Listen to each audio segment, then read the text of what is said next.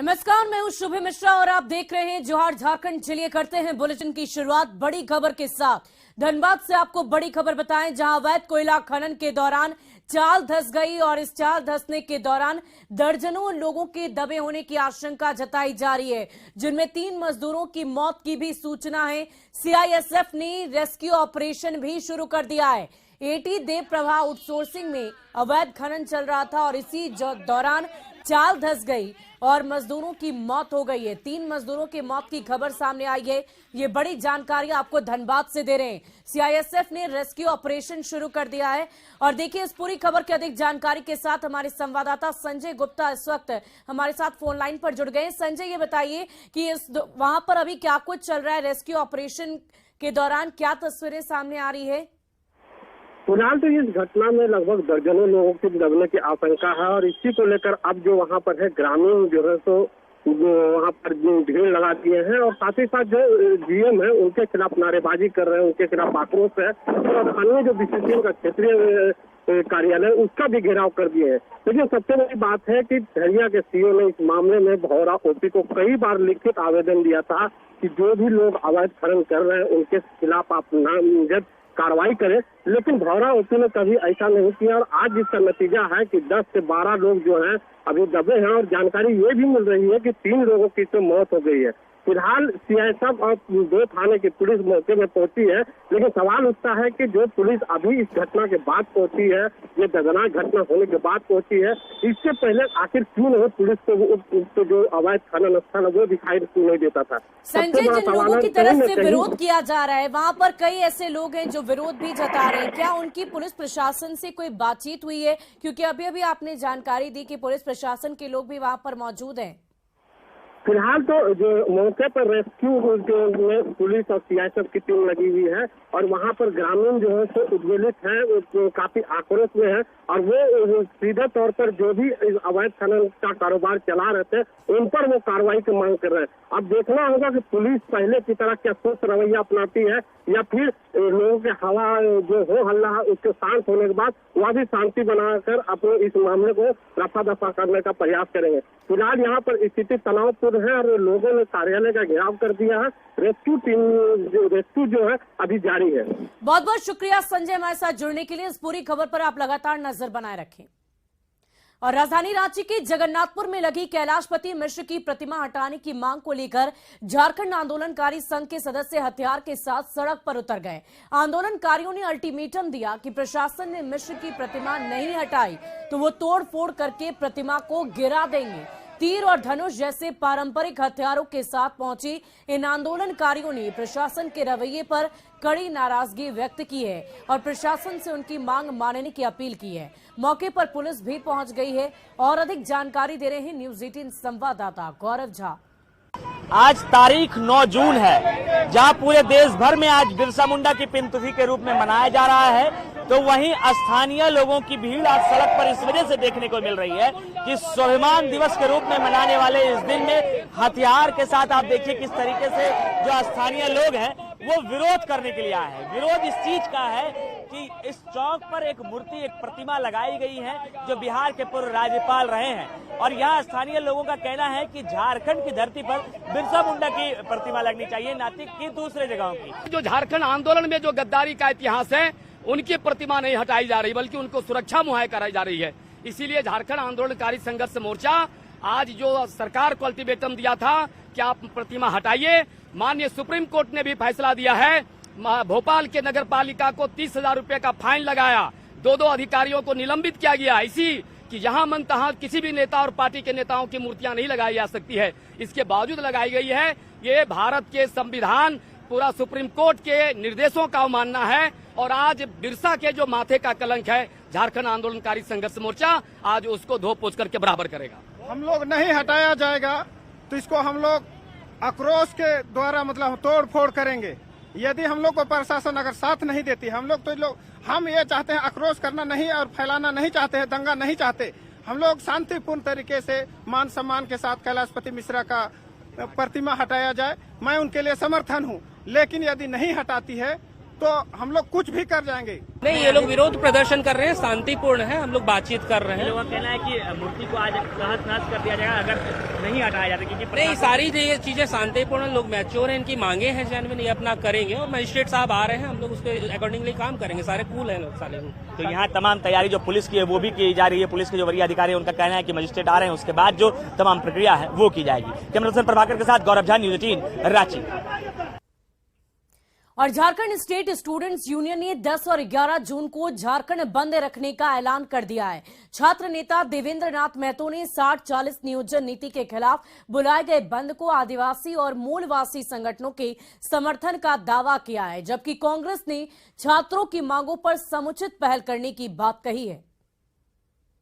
आदिवासी मूलवासी जनाधिकार मंच और कई आदिवासी मूलवासी के संगठन से आज सबका समर्थन है और आज इनका पुण्यतिथि के अवसर पर हम लोग पूरे झारखंड प्रदेश में मशाल जुलूस निकाल रहे हैं संध्या 5 बजे और रांची में जयपाल सिंह मुंडा स्टेडियम से शहीद अल्बर्ट एक्का की बात है उसको सरकार ने बहुत संजीदगी से लिया हुआ है, लेकिन जो कानूनी बाध्यताएं हैं उन सारी चीजों को समझना होगा और हमने जो संकल्प लिया है जो यहाँ के लोगों को यहाँ का अधिकार मिले उसका हम पूरी तरह निर्वहन करेंगे। हम ये आश्वस्त कर सकते हैं छात्रों को अपने हित में हमारे पास आएंगे तो हम भी पहल करेंगे इसके लिए, लेकिन हम इसके पहले भी मैंने राज्य सरकार को भी कहा है, विशेषकर हमारे विधायक दल के नेता आलमगीर आलम को कहा है हमने कि भाई उनके साथ में एक बात करा करके कुछ चीज़ों पर बहस होनी चाहिए, कहीं अच्छा हो सके कि कुछ बढ़िया बात उनका भी।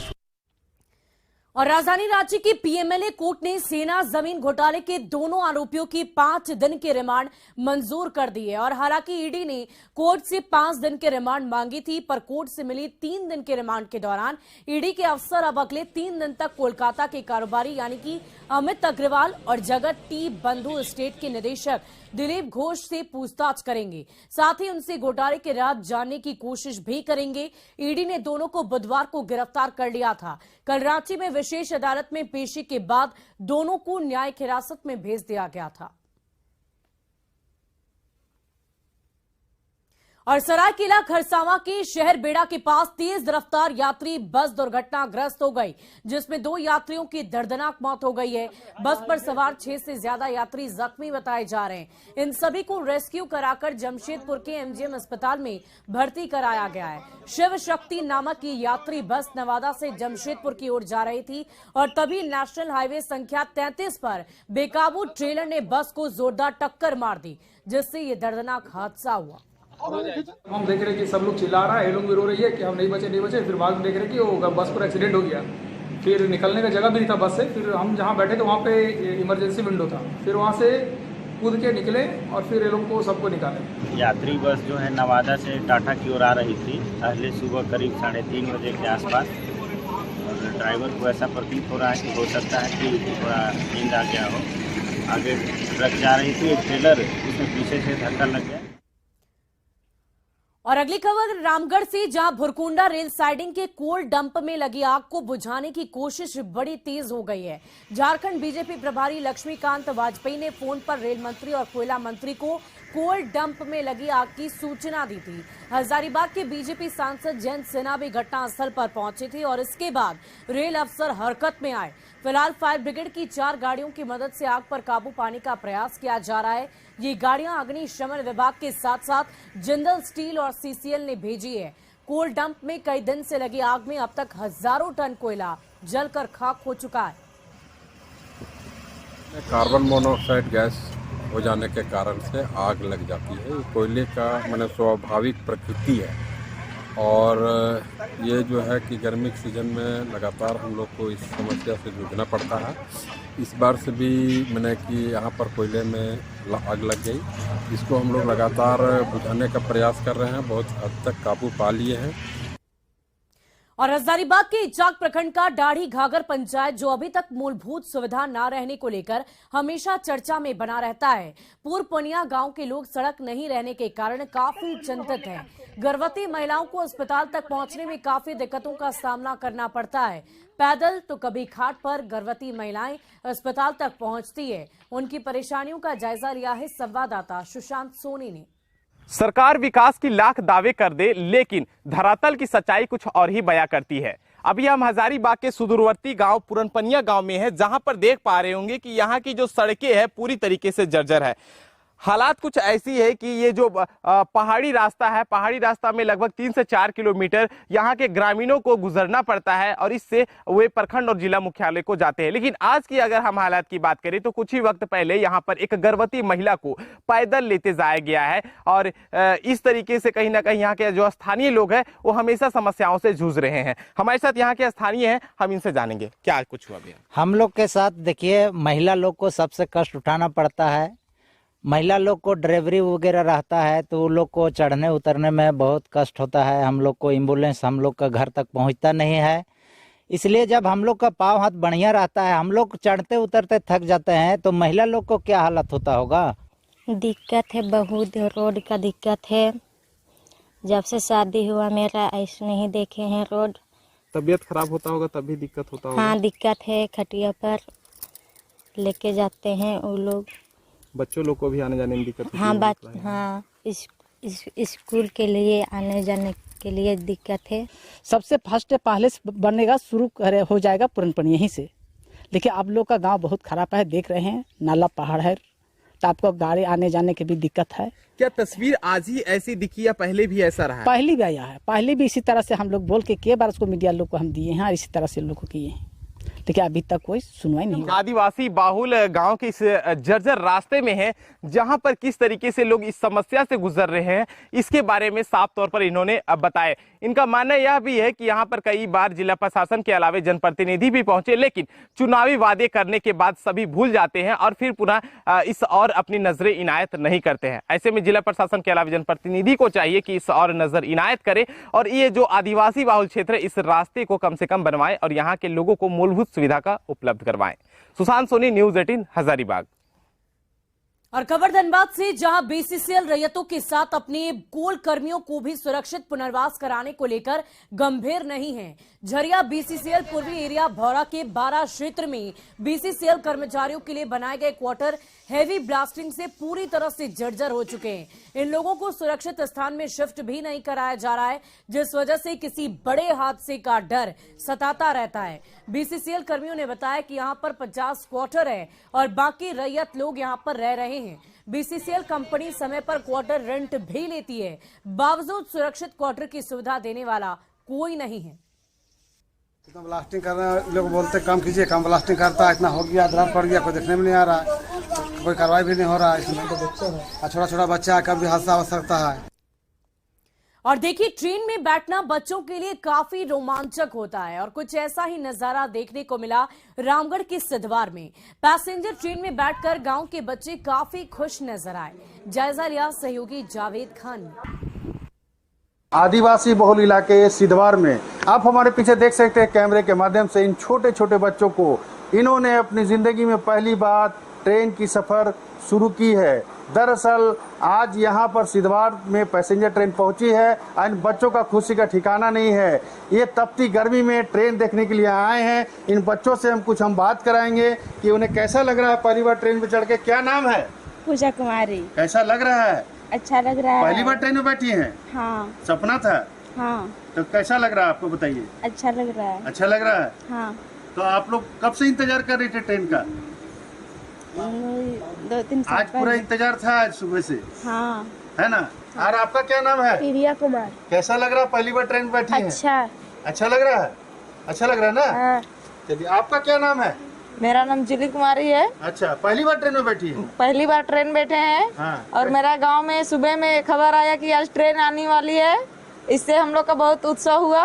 खुशी मना रहे हैं। अच्छा। बच्चे, सारे बच्चे सबको लेके आए हैं। अच्छा। बहुत एंजॉय और मजा कर रहे हैं सभी बच्चे। बहुत गर्मी है, इसमें भी आप लोग आके ट्रेन देखने के लिए? हाँ, हम लोग का बरसों से इंतजार था, बरसों से सपना था ट्रेन आने का, वो आज पूरा हो गया है। आज पूरा हो गया है। हाँ। अब देख सकते हैं बच्चों के चेहरे पर खुशी किस तरह से है। क्या नाम है? सपना कुमारी। पहली बार ट्रेन में बैठी हो? हाँ। पहली बार? मजा आ रहा है? हाँ।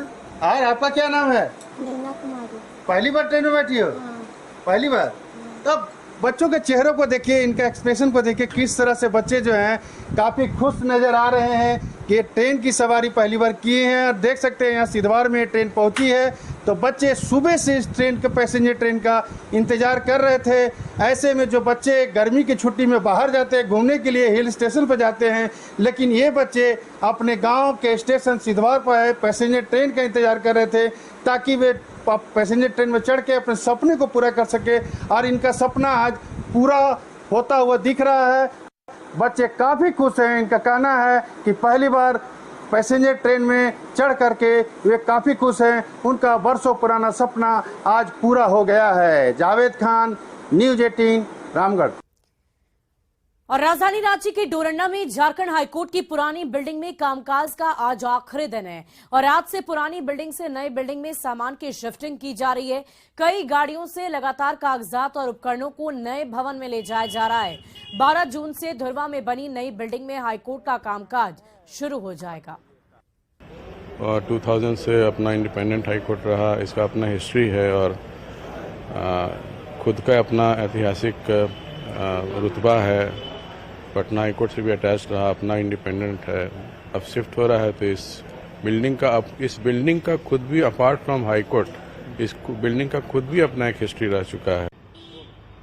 झारखंड हाईकोर्ट यानी लाल भवन का, पुराने हाईकोर्ट भवन का आज अंतिम दिन है। ये तस्वीरें हैं, ये लाल भवन आज से ऐतिहासिक धरोहरों में से शामिल इस वजह से हो जाएगा क्योंकि झारखंड को नया हाईकोर्ट मिल चुका है। नए हाईकोर्ट के मिलने के बाद यहां से सामान जो ले जाने की प्रक्रिया है वो भी तेजी से चल रही है क्योंकि आज जब शुक्रवार का दिन है, शनिवार और इतवार जब बंदी होगा, वहीं सोमवार से नए भवन में तमाम जो प्रक्रियाएं हैं वो शुरू हो जाएगी। इससे पहले जो ऐतिहासिक धरोहर यानी झारखंड का उच्च न्यायालय था, यानी रांची स्थित डोरंडा में जो झारखंड का उच्च न्यायालय था वहां सुनवाई हुआ करती थी। कई सारे ऐतिहासिक फैसले यहां कैद हैं और यहां से कई सारे ऐतिहासिक जो फैसले हैं वो सुनाए जा चुके हैं। अगर हम इस भवन के इतिहास की बात करें तो इस भवन का इतिहास काफी पुराना रहा है। वो कहते हैं कि इसका इतिहास सिर्फ पटना हाईकोर्ट बेंच के रूप में ही नहीं था, बल्कि इसका इतिहास इतना पुराना था कि कहा जाता है कि यहाँ जो ब्रिटिश शासन जब थे तो उनके जो वरीय अधिकारी हुआ करते थे वो भी इस भवन में बैठते थे।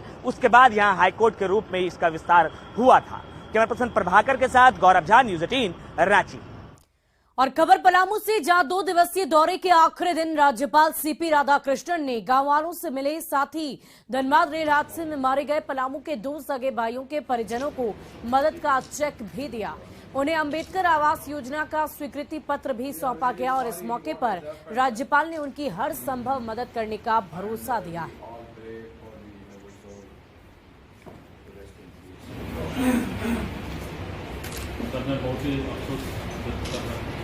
भगवान को प्रार्थना करना है कि मन शांत हो, आत्मा शांत हो और जो भी सरकार। और फिलहाल इस बुलेटिन में अभी के लिए बस इतना ही। नजर डालते हैं अब तक की